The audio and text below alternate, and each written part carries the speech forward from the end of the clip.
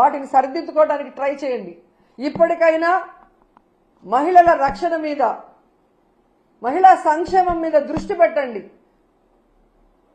DGP గారితో, special intelligence చీఫ్తో, కూటమి ప్రభుత్వంలో ఉన్న ముఖ్య నాయకులు, హోమ్ మినిస్టర్ కూర్చొని ఎందుకు ఇలా జరుగుతుంది, మనలో ఎక్కడ లోపం ఉంది, మనం ఎక్కడ ఫెయిల్యూర్ అయ్యామనేది తెలుసుకోండి, దాన్ని సరిదిద్దండి. ఈరోజు మీరు విచ్చలవిడిగా గంజాయి, మద్యము, డ్రగ్స్ ఈ రాష్ట్రంలో విచ్చలవిడిగా అందుబాటులో తీసుకొచ్చారు కాబట్టి ఆడవాళ్ల జీవితాలు నాశనం అయిపోతున్నాయన్న విషయాన్ని తెలుసుకుని వాటన్నిటినీ కూడా రూపుమాపాలని కూడా ఈ సందర్భంగా కోరుకుంటున్నాను. అలాగే రెడ్ బుక్, రాజ్యాంగం అంటూ అక్రమ కేసులు పెట్టడానికి పోలీసులు ఉపయోగించకుండా అవి పక్కన పెట్టి లా అండ్ ఆర్డర్ని కాపాడండి. ప్రజలకు ఒక ప్రశాంతమైన వాతావరణాన్ని అందించండి.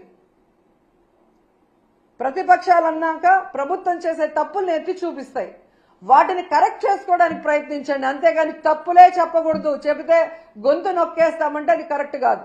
సంవత్సర కాలం మీరు ఇన్ని భయంభ్రాంతులకు గురి చేస్తూ ఇన్ని కేసులు పెట్టినా మొన్న 4వ తేదీ జరిగిన వెన్నుపోటు దినం చూశారు కదా,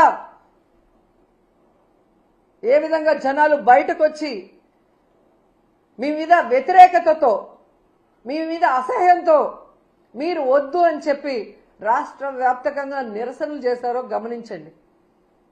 అవన్నీ డైవర్ట్ చేయడానికి ఈరోజు కొమ్మినేని గారిని అరెస్ట్ చేసి డైవర్షన్ పాలిటిక్స్ చేయాలనుకుంటే రాష్ట్రంలో ఉన్న ప్రజలు వెర్రోళ్ళు కాదు, చాలా తెలివైన వాళ్ళు, అన్ని గమనిస్తున్నారు.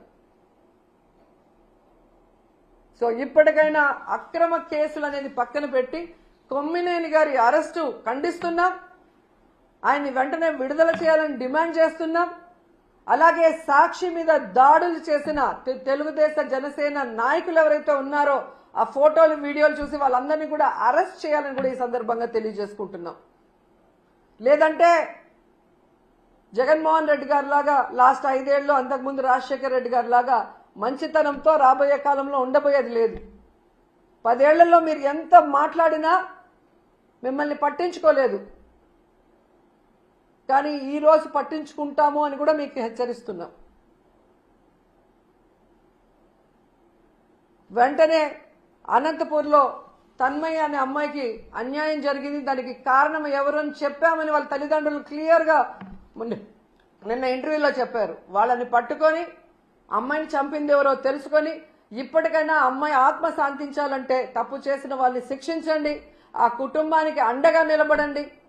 అలాగే పరిటాల సునీత గారి నియోజకవర్గంలో ఒక అమ్మాయిని ఇన్ని నెలలుగా రేప్ చేస్తుంటే మరి ఆమె ఏం చేస్తుందో నాకు అర్థం కావట్లేదు. ఒక మహిళగా, ఎమ్మెల్యేగా ఉండి తెలుగుదేశం పార్టీ వాళ్ళని క్లియర్ కట్ గా పేర్లతో కూడా ఇచ్చారు. వాళ్ళని అరెస్ట్ చేసి వాళ్ళని కఠినంగా శిక్షించాలి.